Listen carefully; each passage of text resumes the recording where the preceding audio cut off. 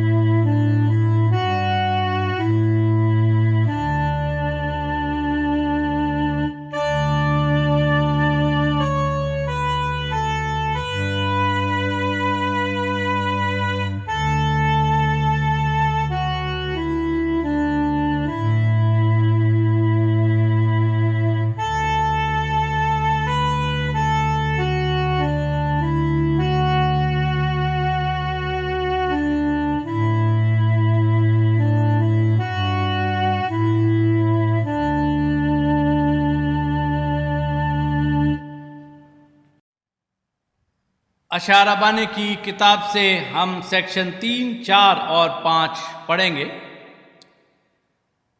हमारे खुदावन यीशु मसीह का फजल, खुदा की मोहब्बत, रूह कुदूस की शराकत आप सबके साथ होती रहे। ऐ तमाम कुदरत के खुदा, तेरे आगे सबके दिल का हाल खुला है। तुझे सबकी मुरादें मालूम हैं, तुझसे कोई भेद छिपा नहीं।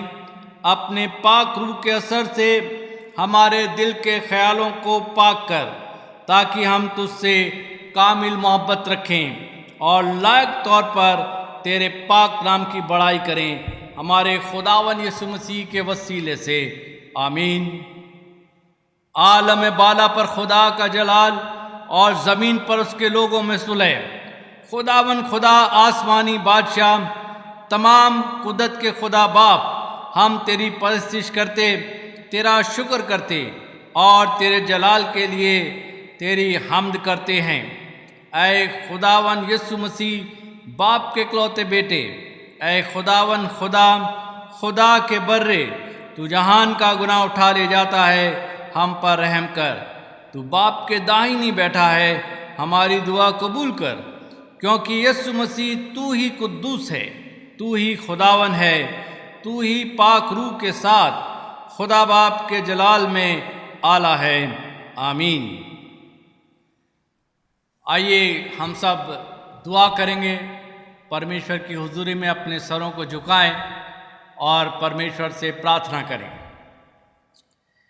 धन्यवाद देते हैं परमेश्वर आज के इस दिन के लिए जो हमारे जीवन में दिया गया है, हमारी तंदुरुस्ती के लिए, सारी आशीषों के लिए जो पिछले दिनों में हमको मिली है। आज जब हम मिलकर इबादत कर रहे हैं परमेश्वर ऑनलाइन के ज़रिए से, तो हम सब पर अपना अनुग्रह का हाथ रख, जिससे परमेश्वर हम आज के संदेश को सुन सकें और अपने संबंध को तेरे साथ और मजबूत कर सकें, जिसमें हम तेरे नाम की महिमा कर सकें। हमारे प्रभु यीशु मसीह के नाम से मांग लेते हैं, आमीन। आइए इस समय हम परमेश्वर के वचन को सुनेंगे। पहला राजा उसका 19वां बाब और उसके 19 पद से। First king 19th chapter and beginning from 19th verse. आज का पहला वचन लिया गया है पहला राजा उसके 19 से 21 आयत तक। यहाँ लिखा है, तब वह वहाँ से चल दिया और शापात का पुत्र एलीशा उसे मिला, जो 12 जोड़ी बैल अपने आगे किए हुए स्वयं 12वीं के साथ होकर हल जोत रहा था। उसके पास जाकर एलिया ने अपनी चादर उस पर डाल दी। तब वह बैलों को छोड़कर एलिया के पीछे दौड़ा और कहने लगा, मुझे अपने माता पिता को चूमने दे, तब मैं तेरे पीछे चलूँगा। उसने कहा, लौट जा, मैंने तुझसे क्या किया है? तब वह उसके पीछे से लौट गया और एक जोड़ी बैल लेकर बलि किया और बैलों का सामान जलाकर उसका मांस पका के अपने लोगों को दे दिया और उन्होंने खाया। तब वह कमर बांधकर एलिया के पीछे चला और उसकी सेवा टहल करने लगा। यह परमेश्वर का वचन है, इसके पढ़े और सुने जाने पर आशीष। इस समय सुसमाचार में से पढ़ा जाएगा मरकुस रचित सुसमाचार, उसका 3रा अध्याय और 7वें पद से। Gospel according to Saint Mark 3rd chapter and beginning from 7th verse. आप लोग खड़े हो सकते हैं जिस समय सुसमाचार पढ़ा जाता है। सुसमाचारों का सबक लिया गया है मरकुस रचित सुसमाचार, उसका 3रा अध्याय और उसकी 7 से 19 आयतें। The gospel this morning is taken from Gospel according to Saint Mark, chapter 3, verses 7 to 19. Glory to you, Christ Jesus. यहाँ पर इस प्रकार लिखा है कि यीशु अपने चेलों के साथ झील की ओर चला गया और गलील से एक बड़ी भीड़ उसके पीछे हो ली, और यहूदिया और यरूशलेम और इदुमिया और यरदन के पार और सूर और सैदा के आसपास से एक बड़ी भीड़ यह सुनकर कि वे कैसे अचंभे के काम करता है, उसके पास आई। उसने अपने चेलों से कहा, भीड़ के कारण एक छोटी नाव मेरे लिए तैयार रहे, ताकि वे मुझे दबा न सकें। क्योंकि उसने बहुतों को चंगा किया था, इसलिए जितने लोग रोगग्रस्त थे उसे छूने के लिए उस पर गिर पड़ते थे। अशुद्ध आत्माएं भी जब उसे देखती थी तो उसके आगे गिर पड़ती थी और चिल्लाकर कहती थी कि तू परमेश्वर का पुत्र है। और उसने उन्हें बहुत चिताया कि मुझे प्रकट ना करना। फिर वह पहाड़ पर चढ़ गया और जिन्हें वे चाहता था उन्हें अपने पास बुलाया और वे उसके पास आए। तब उसने 12 लोगों को नियुक्त किया कि वे उसके साथ साथ रहें और वह उन्हें भेजे कि वे प्रचार करें और दुष्ट आत्माओं को निकालने का अधिकार रखें। ये वे हैं शमौन, जिसका नाम उसने पतरस रखा, और जब्दी का पुत्र याकूब, और याकूब का भाई यूहन्ना, जिनका नाम उसने बुअनगिस अर्थात गर्जन के पुत्र रखा, और अंद्रियास और फिलिपुस और बर्तलमे और मत्ती और थोमा और हल्फई का पुत्र याकूब और तद्दे और शमौन कनानी और यहूदा इस्करियोती, जिसने उसे पकड़वा भी दिया। This is the gospel of Christ. Praise to you, Lord Jesus. परमेश्वर के वचन को जब हमने सुना है तो आइए हम आज के संदेश को सुनेंगे। और आज रेवरेंड मॉरिसन रोज हमारे लिए परमेश्वर का संदेश पेश करेंगे। मेरे मुंह के बोल तेरे सामने ग्रहण योग्य हो, मेरे उद्धारकर्ता और मेरी चट्टान। आमीन। पेंतकुस्त के बाद का 5वां रविवार जो आज हमारे मनन के लिए पाठ दिया गया है, उसका विषय है प्रभु यीशु के संदेश वाहकों के अधिकार का आधार प्रभु यीशु के साथ उनका जीवित संबंध है। The authority of Christ messenger is based on their living contact with him. प्रभु के संदेश वाहक, आज जितने भी प्रभु यीशु मसीह के मैसेंजर्स या संदेश वाहक हैं, उन्हें प्रभु ने अधिकार दिए हैं, परंतु पावर जो है वो प्रभु यीशु मसीह के पास है।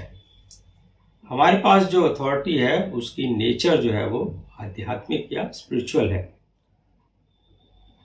हम जिस शक्ति या पावर का इस संसार में रहकर प्रयोग करते हैं वो इस संसार के आकार और इंस्टीट्यूशन से हमें मिलती है।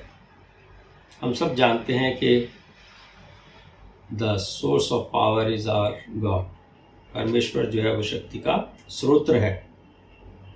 शक्ति या पावर का यूज या मिसयूज जो है वो मनुष्य द्वारा किया जाता है। हमारी ग्रोथ प्रभु में बने रहने पर ही होती है। जब भी हम प्रभु से अलग होकर कोई कार्य करते हैं तो हम ये भूल जाते हैं कि हम प्रभु के मैसेंजर या संदेशवाहक हैं, और शैतान हमारी इसी कमज़ोरी का फ़ायदा उठाकर बहुत सी बार हमारे ऊपर जोरावर हो जाता है और हम अथॉरिटी के स्थान पर पावर का यूज़ करते हैं।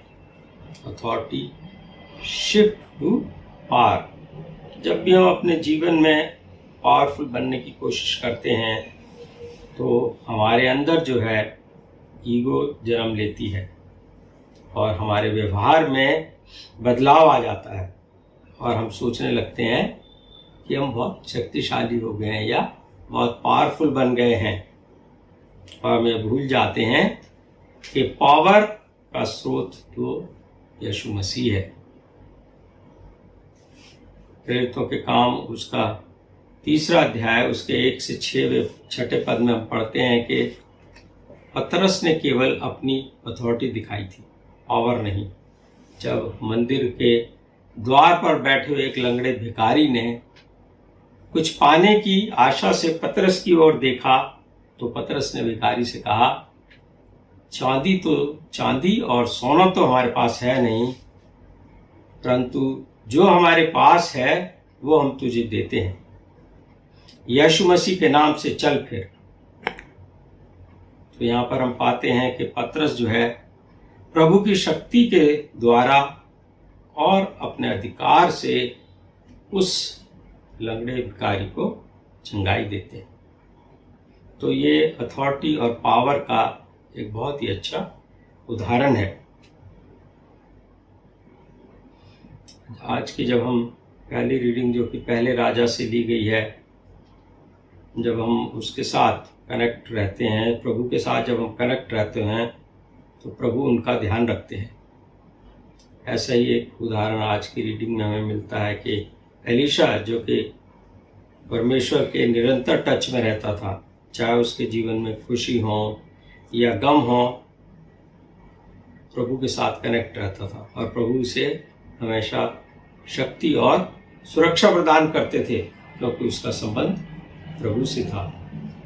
और लेटर ऑन जो है एलिया द्वारा उसका अभिषेक किया गया। उसके बाद अगर जब हम दूसरी रीडिंग देखते हैं, जो कि प्रेरितों के काम उसका 4 अध्याय 13 से 22 में हम पाते हैं कि चेलों का जो संबंध था वो प्रभु यीशु मसीह के साथ था और वो पवित्र आत्मा के द्वारा उन्हें शक्ति और निडरता प्राप्त थी। पतरस और यूहन्ना जो है निडरता से वचन का प्रचार किया करते थे और उनके वचन के प्रचार को सुनकर विश्वासों की गिनती जो है प्रेरितों के काम की पुस्तक में हम पाते हैं कि 5000 तक पहुंच गई थी। लेकिन उस समय शास्त्री और जो पुरनिये थे उनके लिए ये चिंता का विषय था और उन्होंने पतरस और यूहन्ना को पकड़कर उनको वार्निंग दी थी, क्योंकि जब प्रभु यीशु मसीह इस पृथ्वी पर थे तो प्रभु यीशु मसीह की पॉपुलैरिटी से चिंतित थे और अब वो यीशु मसीह के चेलों की पॉपुलैरिटी से चिंतित होने लगे। तो मनुष्य का स्वभाव ही इस प्रकार का है कि वो अपने अंदर जेलसी या इनसिक्योरिटी, ईर्ष्या, जलन आदि क्या है समय पाले रखता है। मनुष्य खुद तो कोई अच्छे काम कर नहीं सकता, लेकिन अगर कोई दूसरा करता है तो उसको अप्रिशिएट नहीं करेंगे बल्कि उसको क्रिटिसाइज करेंगे। लेकिन जब पतरस और यूहन्ना को पकड़ा गया और उनको वार्निंग देकर छोड़ा गया तो उन्होंने बड़ी निडरता से कहा कि तुम ही न्याय करो, परमेश्वर के निकट भला है कि हम परमेश्वर की बात से बढ़कर तुम्हारी बात माने। और आगे लिखा है, ये तो हमसे हो नहीं सकता कि जो हमने देखा और सुना है वो हम ना करें। तो ऐसे एक इंसिडेंट है 2002 भारत में, जब पोप पॉल इंडिया में अपनी फ्लाइंग विजिट पर थे और ये उनकी अनशेड्यूल्ड विजिट थी और उस समय एंटी कन्वर्जन की जो बातें वो बड़े जोरों पर चल रही थी। और जब वो वापस जा रहे थे तो जर्नलिस्ट ने उनसे उनका संदेश मांगा, उनसे पूछा कि यहाँ के मसीहों के लिए आपका क्या संदेश है। तो उन्होंने मरकुस रचित सुसमाचार उसका 16वां अध्याय 15वें पद को कोट किया। उन्होंने कहा कि हमारे प्रभु का जो आदेश है कि तुम सारे जगत में जाकर सृष्टि के लोगों को सुसमाचार का प्रचार करो, और उन्होंने बड़ी क्लियरली इस मैसेज को दे दिया। So we are bound to obey the commandment of given by our God. ये संदेश उन्होंने दिया, लेकिन इसका कोई भी रिएक्शन अगले दिन या बाद में नहीं हो पाया, क्योंकि प्रभु का ये आदेश लिखित में हमें मिला हुआ है। तो आज भी जो प्रभु के मैसेंजर हैं वो निडरता और साहस के साथ वचन का प्रचार करते हैं। ऐसे एक और इंसिडेंट 2014 में दिल्ली के आउटस्कर्ट में हुआ कि 2 प्रचारकों को एक ग्रुप के सदस्यों ने पकड़ लिया और वो उनके प्रचार का विरोध कर रहे थे और उनसे ये कहा गया कि आप ये कार्य ना करो, और उनको अपने पास बैठा लिया। तो तभी पवित्र आत्मा ने कार्य किया और एक प्रचारक ने बाइबल खोली और यही मरकुस रचित सुसमाचार 16वां अध्याय का 15 पद उनके सामने पढ़ के सुना दिया। और उन्होंने कहा कि हमें हमारे प्रभु का लिखित आदेश है और आप हमें कहते हैं कि हम प्रभु का कार्य ना करें। कुछ देर के लिए ग्रुप वालों ने रोक कर रखा और फिर उन्हें जाने दिया। तो इन 2 प्रचारकों ने भी निडरता और साहस का परिचय देते हुए कार्य किया, क्योंकि वो प्रभु के आदेश का पालन कर रहे थे और उनका संबंध जो है वो प्रभु से था, प्रभु के मैसेंजर थे। और आज की जब हम गॉस्पेल रीडिंग को देखते हैं तो हम पाते हैं कि आश्चर्यक्रम और चंगाई पाने के लिए एक बहुत बड़ी भीड़ जो है प्रभु यीशु मसीह के पीछे थी, क्योंकि पिता जो है चंगाई देते समय पिता से प्रभु यीशु मसीह जो है अपना निरंतर संबंध बना के रखते थे प्रार्थना के द्वारा, और अपने पिता से संबंध बनाने के कारण ही वो अपनी अथॉरिटी से चंगाई देते थे। और वो जो बड़ी भीड़ थी, मेजॉरिटी ऑफ द पीपल जो थे वो इसीलिए प्रभु यीशु मसीह के साथ थे कि वो सब लोग चंगाई पाना मांगते थे। क्योंकि हम सब जानते हैं कि जब कोई आदमी बीमार होता है, परेशान रहता है शारीरिक रूप से, तो उसकी क्या दशा होती है। तो इसीलिए इतनी बड़ी भीड़ थी, क्योंकि वो सोचते थे चंगाई पाने वाले लोग कि हम प्रभु के वस्त्र को भी छू लेंगे, चंगे हो जाएंगे, या प्रभु की परछाई भी हमारे पर पड़ जाएगी तो हम चंगे हो जाएंगे। हो सकता है कि कुछ लोग इसलिए प्रभु के साथ हों कि वो प्रभु यीशु मसीह अच्छा संदेश सुनाते थे, संदेश सुनने के लिए हों। कुछ लोग इसलिए प्रभु यीशु मसीह के साथ रहते होंगे कि प्रभु यीशु मसीह जो हैं वो he was the caring leader, के 5000 लोगों को खाना खिलाकर उन्होंने ये सिद्ध किया था। तो कुछ लोग होंगे जो खाना खाने के लिए रहते होंगे, और कुछ लोग होंगे जो शास्त्रीय पुण्यों की तरह कि प्रभु यीशु मसीह को क्रिटिसाइज करने के लिए या उसको अपोज करने के लिए होंगे, कि हम प्रभु यीशु मसीह को परखने और फंसाने के लिए होंगे। क्योंकि शास्त्री और फरीसी जो थे हमेशा ही प्रभु यीशु मसीह के कार्यों का विरोध करते थे, खासकर जब प्रभु यीशु मसीह ने सबत के दिन लोगों को चंगाई दी थी। और जब भी उन्होंने प्रभु यीशु मसीह का विरोध किया तो प्रभु यीशु मसीह ने एकदम फिटेस्ट रिप्लाई दिया, और वो लोग क्या है, निरुत्तर हो जाते थे। तो यीशु जब चेलों के साथ झील की ओर चला गया, और हम पाते हैं कि उस समय लोग गलील से आए, यहूदिया से आए, यरूशलेम से आए, इदूनिया से आए, और यरदन के पार सूर व सैदा से लोग यीशु के पास आकर इकट्ठे हो गए थे। और इतनी बड़ी भीड़ को देखकर यीशु ने भीड़ से बचने के लिए ये कहा कि कहीं भीड़ मुझे दबा ना दे, मेरे लिए एक छोटी नाव तैयार करो। और भीड़ में चंगाई पाने वाले लोग जो होंगे वो यीशु को छूना मांगते थे, और यीशु को ये भी डर रहा होगा कि कहीं भगदड़ ना मच जाए। और इसीलिए यीशु मसीह का विज़न जो था वो उस समय एकदम क्लियर था। वो अपने पिता को इच्छा को पूरा करने के लिए पूरी तौर से समर्पित थे। मरकुस सच्चे सुसमाचार उसका 3 अध्याय 13 पद में पढ़ते हैं कि यीशु अपनी अथॉरिटी को चेलों के साथ शेयर करते हैं ताकि अपने मिशन को वो पूरा कर सकें। जबकि इस संसार में हम देखते हैं कि कोई भी मनुष्य अपनी पावर या अथॉरिटी को किसी के साथ शेयर नहीं करता, क्योंकि उसे ये डर रहता है कि वो खुद कभी पावरलेस ना हो जाए। तो यीशु को मालूम था कि उसके जाने के बाद जो है उसके चेले उनके कार्य को आगे बढ़ाएंगे। इसीलिए प्रभु यीशु मसीह जो है अपनी अथॉरिटी चेलों के साथ शेयर करते हैं। और उसके बाद यीशु मसीह क्या, पहाड़ पर चढ़कर चेलों को अपने पास उन्होंने बुलाया और उन्हें चंगाई और दुष्ट आत्माएं निकालने का अधिकार दिया।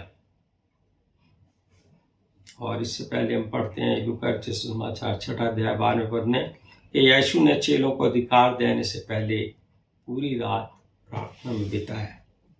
तो यीशु ने 12 चेलों को सेवकाई के लिए चुना।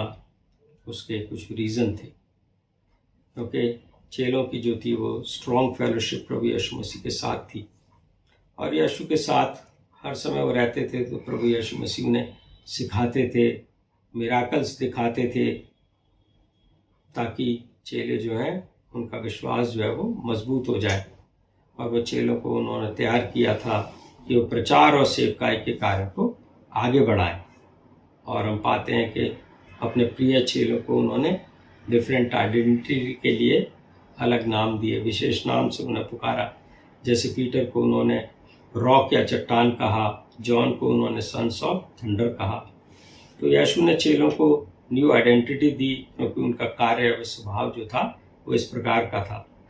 हम भी अगर चाहें तो प्रभु में रहकर अपनी आइडेंटिटी बना सकते हैं, और उस नई आइडेंटिटी या पहचान के साथ हम लोग इस संसार में रह सकते हैं। हो सकता है कि इस स्टेटस को मेंटेन करने के लिए हमें सेक्रीफाइस की ज़रूरत होगी, हमें अपने कंफर्ट जोन से बाहर आकर कार्य करना होगा। हमें अपनी वीकनेस और इनएबिलिटीज़ को ध्यान से हटाना होगा, और प्रभु के कार्यों की ओर कंप्लीट फोकस जो है हमें करना होगा। हम सब जानते हैं कि प्रभु यीशु मसीह के चेले जो थे वो अनएजुकेटेड थे, कोई करिश्मेटिक नहीं थे, लेकिन उनके अंदर भी बहुत सी कमियां थी। लेकिन वो प्रभु की इच्छा के अनुसार कार्य करने वाले थे और उसको फॉलोअर थे, क्योंकि मछुआरों को चुनते समय प्रभु यीशु मसीह ने कहा कि मेरे पीछे हो ले, मैं तुम्हें मनुष्यों का पकड़वाने वाला बनवाऊंगा। और उन्हें कहा, go and preach the world and make disciples. और पाते हैं हम कि 12 चेलों ने पूरे दुनिया में प्रचार के कार्य को किया और किसी भी चेले ने उनके द्वारा दिए गए अधिकार और शक्ति और पद का कभी भी दुरुपयोग नहीं किया।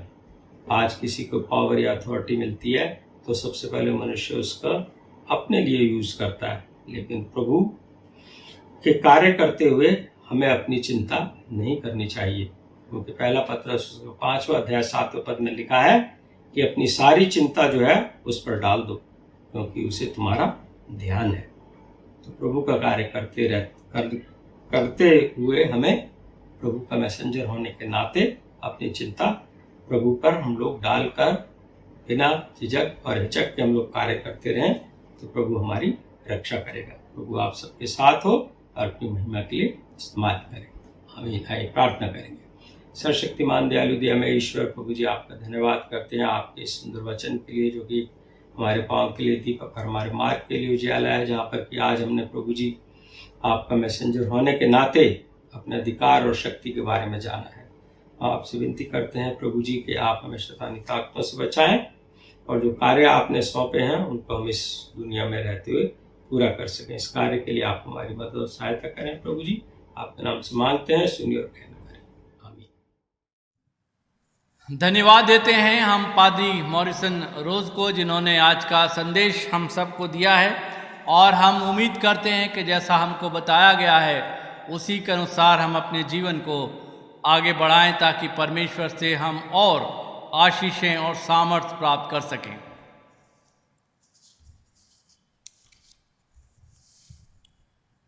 इस समय हम सब मिलकर अपने ईमान का इकरार करेंगे और नीकिया का अकीदा हम सब साथ मिलकर पढ़ेंगे।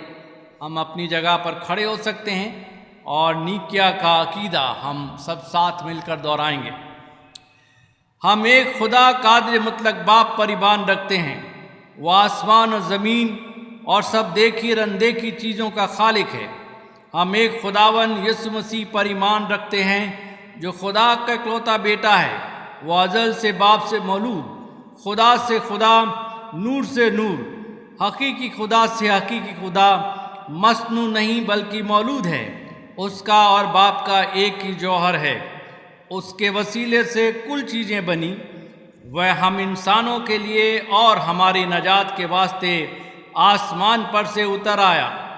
रूहुल कुदस की कुदरत से कुंवारी मरियम से मुजस्सम हुआ और इंसान बना। पेंतुस पिलातुस के अहद में हमारे लिए मसलूब हुआ। उसने दुख उठाया, मर गया और दफन हुआ, और तीसरे दिन पाक नमिश्तों के बेमुजिब जी उठा, आसमान पर चढ़ गया और बाप के दाहिनी बैठा है। वो जलाल के साथ जिंदों और मुर्दों की अदालत के लिए फिर आएगा, और उसकी सल्तनत कभी ख़त्म ना होगी। हम रूहुल कुदुस पर ईमान रखते हैं, जो खुदावन है और ज़िंदगी बख्शने वाला है। वो बाप और बेटे से सादिर है। उसकी बाप और बेटे के साथ परिश्तो ताज़ीम होती है। वो नबियों की जवानी बोला। हम एक पाक कैथोलिक और रसूली कलीसिया पर ईमान रखते हैं। हम एक बपतिस्मे का जो गुनाहों की माफ़ी के लिए है इकरार करते हैं, और मुर्दों की क़यामत और आइंदा जहान की हयात का इंतज़ार करते हैं। आमीन। इस समय सिफारशी दुआएं हमारे लिए पेश की जाएंगी। सेक्शन 16 सिफारशी दुआएं। आइए हम सब इंसानों के लिए दुआ करें और अपनी दुआओं को खुदावंद यीशु मसीह की दायमी सिफारिश के साथ पेश करें। आए आसमानी बाप, हम तुझसे दुआ करते हैं कि सारे जहान में इंसाफ और सुलह कायम हो और हर इंसान बहुतायत से ज़िंदगी पाए। आए रहीम खुदावन, हमारी दुआ सुन। उन सब के लिए जो इस शहर में बसते हैं, और उन तमाम बातों को दूर करने के लिए भी जो एक दूसरे में फूट और झगड़े पैदा करती हैं, ताकि हमारे मुल्क में सच्ची एकता और मेल मिलाप की तरक्की हो। आए रहीम खुदावन, हमारी दुआ सुन। उन सब के लिए जो खेती बाड़ी, उद्योग धंधे या व्यापार में लगे हुए हैं, सब मजदूरों और कारीगरों के लिए और उन सारे लोगों के लिए भी जो हमारी ज़रूरतों को पूरा करते हैं। आए रहीम खुदावन हमारी दुआ सुन। तमाम उस्तादों, पढ़ने वालों, साइंसदानों, लेखकों, हुनरमंदों और उन सब के लिए भी जो दूसरे लोगों के दिलो दिमाग पर असर डालते हैं। आए रहीम खुदावन हमारी दुआ सुन। उन सब के लिए जो दुख या तकलीफ़ उठा रहे हैं, बेरोज़गार हैं, गरीब और भूखे हैं, मोहताज या कुचले हुए हैं, जो बीमार या मरने के करीब हैं, और उन सब के लिए भी जो इनकी मदद करते हैं। आए रहीम खुदावन हमारी दुआ सुन। उन सब के लिए जिन्हें इस मुल्क और दूसरे मुल्कों में इख्तियार दिया गया है, खासकर हमारे राष्ट्रपति, प्रधानमंत्री, इस सूबा के गवर्नर और मुख्यमंत्री, और उन सब के लिए भी जो किसी भी तरह का इख्तियार रखते हैं। आए रहीम खुदावन हमारी दुआ सुन। सब मसीह लोगों की एकता और मेल मिलाप के लिए और दुनिया में उनके मुनासिब तौर से गवाही देने और खिदमत करने के लिए। आए रहीम खुदावन हमारी दुआ सुन। इस मुल्क में तेरे तमाम कलीसियाओं के लिए, उनकी काउंसिलों और रहनुमाओं के लिए, खासकर हमारे मॉडरेटर, दक्षिण भारत की कलीसिया के मॉडरेटर और मार्थोमा कलीसिया के मेट्रोपॉलिटन, हमारे बिशप और तेरी कलीसिया के तमाम दीगर खादिमों के लिए कि वो अपनी खिदमत को वफादारी से बजा लाएं। आए रहीम खुदावन हमारी दुआ सुन। ये बख्श कि तेरे उन तमाम लोगों के साथ जिन्होंने वफादारी से इस दुनिया में तेरी खिदमत की है, हम भी तेरी बादशाही की अब्दी खुशी में शरीक हों। आए रहीम खुदावन हमारी दुआ सुन। सब एक साथ बोलें। आए आसमानी बाप, अपनी बादशाही जल्ला और हमारी इन दुआओं को कबूल फरमा जो हम तेरे बेटे अपने खुदावंद और मूंजी यीशु मसीह के नाम के वसीले से पेश करते हैं। आमीन। एक बार फिर हम परमेश्वर का धन्यवाद करेंगे, स्तुति करेंगे, प्रशंसा करेंगे और मिलकर हम गीत गाएंगे, जैसा मैं हूँ बगैर एक बात। और जिस समय हम इस गीत को गाते हैं उस समय हम अपने अपने घरों में जहाँ कहीं भी हैं और इस आराधना में सम्मिलित हैं, अपना दान इकट्ठा करेंगे। और जब कभी भी आपको मौका मिलता है चर्च आने का, अपना दान यहाँ पर जमा करा सकते हैं ताकि हम सब परमेश्वर की आशीषों के भागीदार हो सकें।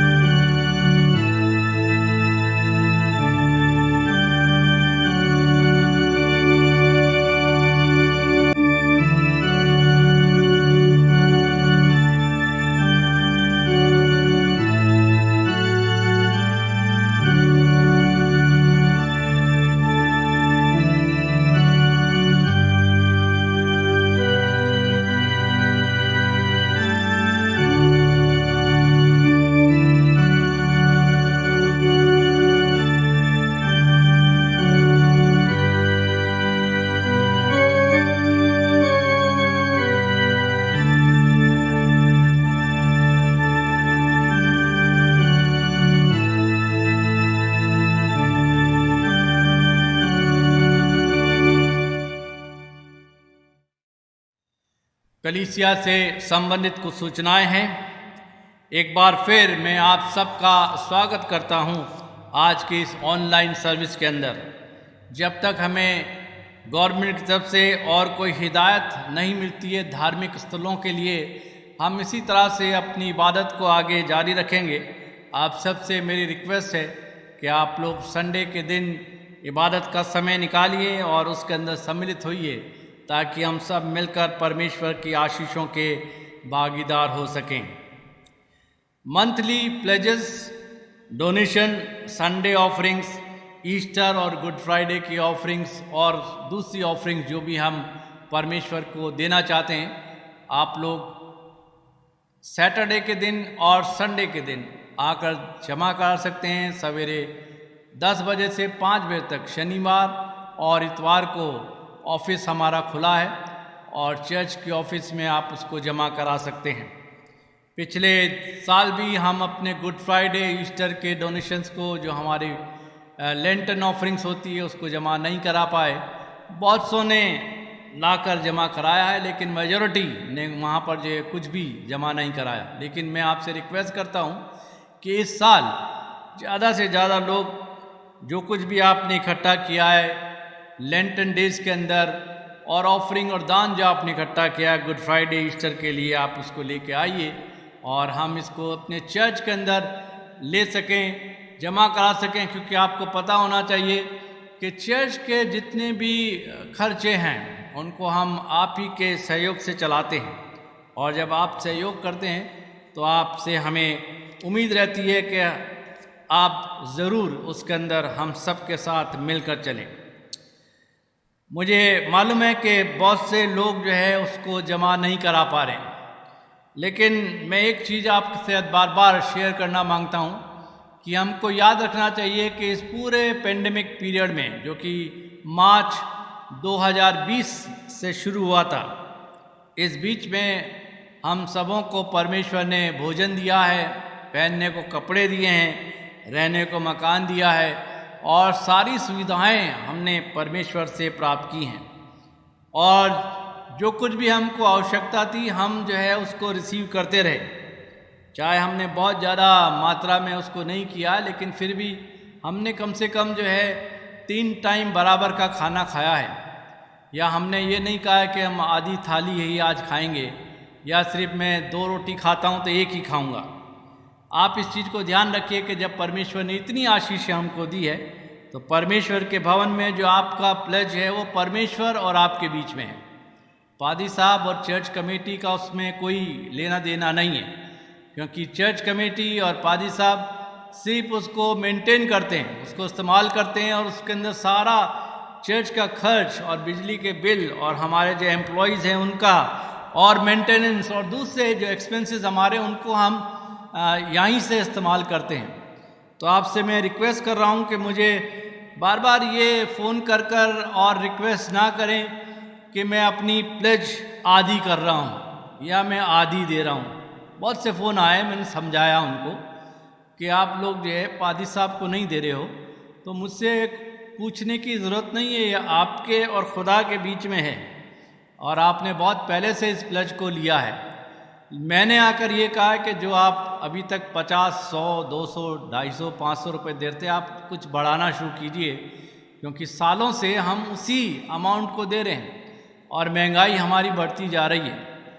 और अभी भी जो मैं आपसे हर बार यही रिक्वेस्ट करता हूं कि जो कुछ आप बढ़ा कर दे सकते हैं या एडिशनल दे सकते हैं, आप ज़रूर दीजिए, ताकि हम चर्च का खर्च चला सकें और आपके सहयोग को हम ले सकें। तो आपसे मेरी रिक्वेस्ट है कि आप अपने प्लेज को जो आप दे रहे हैं उसको दीजिए। अगर आप नहीं दे पा रहे हैं आप मत दीजिए, but don't come and ask me that I am paying only 50% now. 50% जो है कम करने से मुझे या हमारे चर्च कमेटी को इलेक्ट्रिसिटी बोर्ड वाले कोई कंसेशन नहीं देंगे कि हमारे चर्च के लोग जो हैं पैसा नहीं दे रहे हैं तो हम आधा ही बिजली का बिल देंगे। ऐसा नहीं होता है, हमें पूरा देना पड़ता है, बल्कि टैक्स बढ़ता जा रहा है और हम उसको पे कर रहे हैं। आप इस बात का ज़रूर ध्यान रखिए और उसी के अनुसार अपने दान को भी हमारे साथ बांटिए, ताकि हम सब मिलकर परमेश्वर के इस भवन की मेंटेनेंस कर सकें और इस कार्य को हम आगे भी बढ़ा सकें। आप सबसे रिक्वेस्ट है कि आप शायद मेरी बातों को समझ रहे हैं और आप उसके अनुसार अपने फैसले भी तय करेंगे। मुझे मालूम है कि बहुत से लोग हैं जिनकी नौकरी नहीं है या उनको पैसे नहीं मिले हैं, तो उनको एक्सेप्शन है, लेकिन मेजॉरिटी लोग जो हैं, आप लोग सब अच्छे ढंग से परमेश्वर की हुजूरी में सारी चीज़ों को हासिल कर रहे हैं।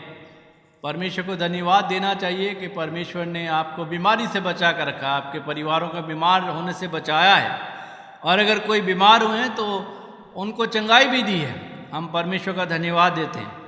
वही बात दूसरी है कि बहुत से हमारे बीच में से रहलत कर गए हैं, ये खुदा की मर्जी उनके लिए रही और हम उसमें परमेश्वर की मर्जी को ही याद करते हैं। आप लोगों को शायद पता है इस बात का कि 6 जुलाई 2021 को हमारे बिशप साहब is going to be superannuated, जिसको हम साधारण या दूसरे शब्दों में कहते हैं कि उनके रिटायरमेंट का समय आ गया है। और अब न्यू मॉडरेटर्स एपिस्कोपल कमिश्नरी, जो कि हमारे मॉडरेटर का अधिकार है, उनकी जो है प्रेरोगेटिव है कि वो किसको यहाँ पर अपॉइंट करेंगे, वो उसी समय हमको पता चलेगा। लेकिन हमारा रोल सिर्फ ये है कि हम प्रार्थना करें बिशप साहब की ज़िंदगी के लिए। बिशप वारिस मसीह, जिन्होंने हमारे बीच में 7 साल का समय गुजारा है, हम उनको प्रार्थनाओं में याद रखें, उनके परिवार के लिए प्रार्थना करें। और जो भी नया हमारे बीच में इस लीडरशिप के लिए आता है, हम उनके लिए भी प्रार्थना करें, ताकि हम सब मिलकर परमेश्वर के नाम को धन्य कह सकें। आइए हम प्रार्थना में जाएंगे। प्रभु परमेश्वर, हम धन्यवाद देते हैं आज के दान के लिए जो इकट्ठा किया गया है। इसको आप आशीषित कीजिए और जिन्होंने दिया है उन परिवारों को और भी आशीष दीजिए, ताकि सब ईमान के अंदर मजबूत रह सके। हम धन्यवाद देते हैं हमारी तंदुरुस्ती के लिए कि हम सबको आपने तंदुरुस्ती दी है। जब बीमार थे, परमेश्वर हमें संभाला है, हमें चंगाई दी है। और हम ये भी जानते हैं कि कुछ लोग हमारे बीच में से रैलत कर गए हैं, लेकिन ये सब आपकी मर्जी है। हम उसके लिए धन्यवाद देते हैं और विनती करते हैं हम सबको अपने ईमान की मजबूती प्रदान कीजिए, ताकि इस पेंडेमिक के इस समय के अंदर भी हम अपने विश्वास के अंदर मजबूत रह सकें। हम अपने देश के लिए, देश में शांति के लिए प्रार्थना करते हैं।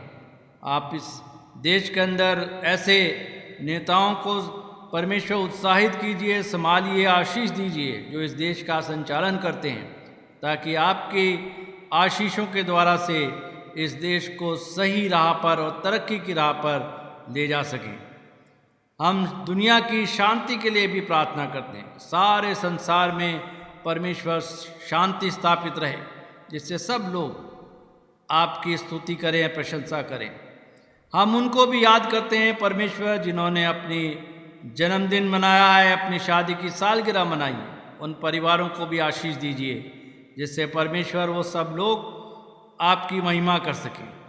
हम ख़ास तौर से धन्यवाद देते हैं हमारे बिशप राइट रेवरेंड डॉक्टर वारिस के मसीह, जिन्होंने हमारे बीच में खिदमत की है और अब उनके सेवानिवृत्त होने का समय आ रहा है। आप उन पर, उनके परिवार को आशीष दीजिए, जिससे परमेश्वर वो भी आपके इस सेवा के द्वारा से आशीषित रह सकें और आपके नाम को धन्य कह सकें।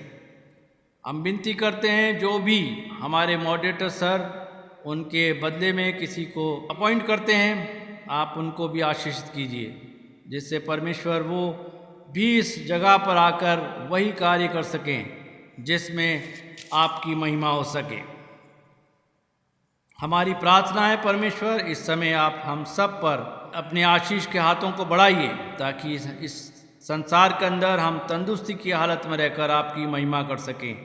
हमारे खुदावन यीशु मसीह के नाम से मांग लेते हैं, आमीन। ऐ हमारे आसमानी बाप, तेरा नाम पाक माना जाए, तेरी बादशाहत आए, तेरी मर्जी जैसे आसमान पर पूरी होती है ज़मीन पर भी हो। हमारे रोज़ की रोटी आज हमें दे, हमारे कसूरों को माफ़ कर, ताकि हम भी अपने कसूरवारों को माफ़ कर सकें। हमें आजमाइश में न पड़ने दे, बल्कि बुराई से बचा, क्योंकि बादशाहत, कुदरत और जलाल अब तक तेरा है, आमीन।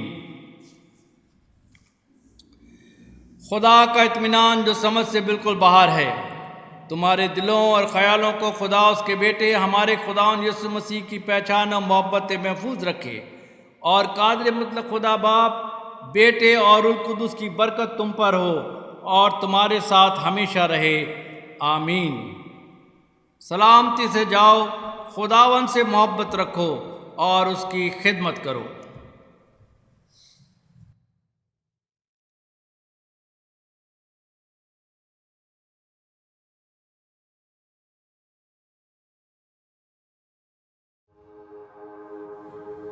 है।